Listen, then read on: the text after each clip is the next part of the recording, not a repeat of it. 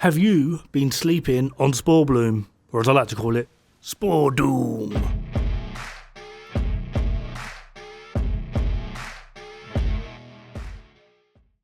For those that do not know, Sporebloom is a returning weapon.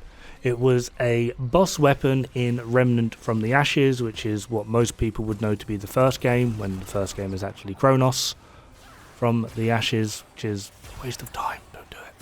And even in Remnant from the Ashes, it was technically the highest DPS weapon, despite the fact that it does have a reload after every shot. However, this is basically null and void, considering for general play running around in the world, most things will just be one shot by this thing, up to and including Apocalypse difficulty. This is me playing on Nightmare, and I'm trying to get the ring that will basically complete Sporebloom, the Outcast ring, which if you have, congratulations, you have the makeup to make the highest DPS in the game. And I say that very blatantly, despite the fact that I am having several discussions right now about how Nightfall is not the highest DPS in the game.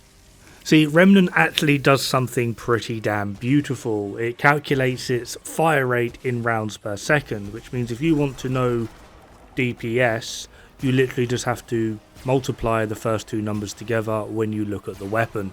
For example, with Sporebloom, it has a damage of 200 and a rounds per second of 3.5. Multiply them together. But we don't really care about base damage. We want to know what this thing will do at max. That's okay. I've prepared this for you. And in true fashion, yeah, we've got the damage, the rounds per second, the magazine, the DPS. Sporebloom's doing like a hell of a lot more. But Dod, Nightfall's mod is OP. Yeah, but in terms of DPS, it's still not really coming in anywhere close. The magazine of 68 should be 67.5. That is just because the mod buff lasts for 10 seconds. That is how many shots you will fire over 10 seconds. And just because people don't like spreadsheets and seeing it is going to be worth more than me talking, we have Gunslinger and Hunter. Gunslinger, I've got the fire rate as well as the reload buff, and for Hunter, I am running the crit chance and weak point buff. We have the Favouring Sigil, which allows us to get increased mod power from weak points and crits, which should mean that in conjunction with the necklace, we have permanent uptime essentially on the mod.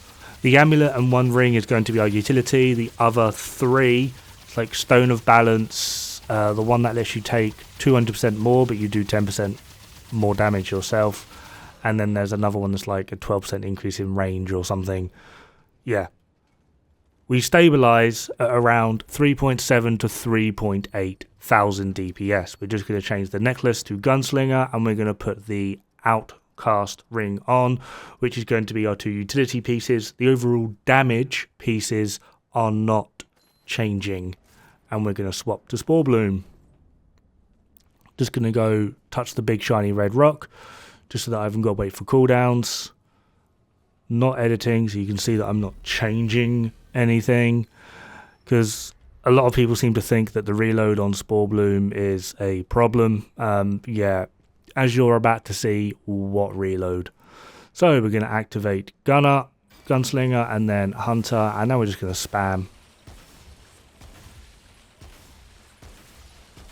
This is not sped up. This is the real life footage. We stabilize around 3.9 to 4.1 thousand DPS. Sporebloom is higher DPS than Nightfall. Don't know what to tell you. Now, the catch to this, because it should actually be higher, but the problem is, where it's a shotgun, pellets can miss.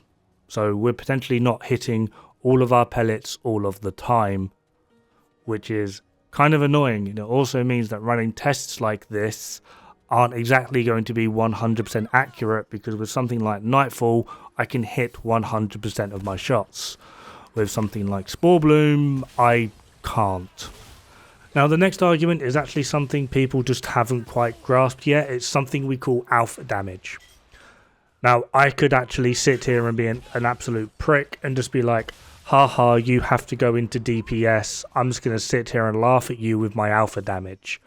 Now what alpha damage is my ability just to one-shot my way through pretty much everything regardless.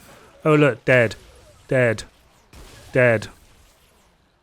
Like, you have to sit here and do DPS. I don't. Now in terms of priorities, alpha damage is like the biggest thing. Why would you want to go into DPS when you can just do one bullet, one dead enemy?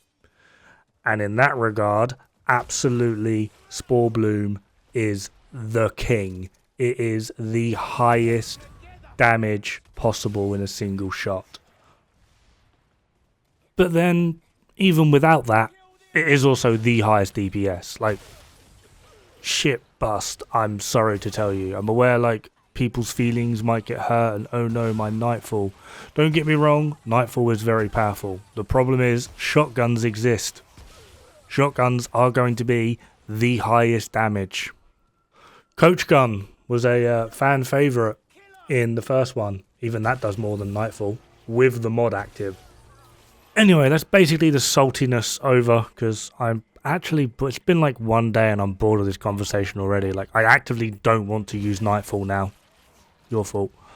Anyway, my next video for Remnant is going to be me basically doing a DPS comparison of all the weapons we currently have in the game, putting them in order, which is basically just going to be the same spreadsheets I've been putting up anyway because of how this game operates. So whatever you add to one, you can very easily add to another. Doesn't actually matter. All stats and all buffs are viable on all weapons. It's not like we sit here with 10% assault rifle damage and 20% pistol damage. It's all applicable, so whatever you work out from base and how they fit, that's how they will fit in the end game with a full build. As long as the full build's the same. Have fun, good luck, don't die. It's bad for the health.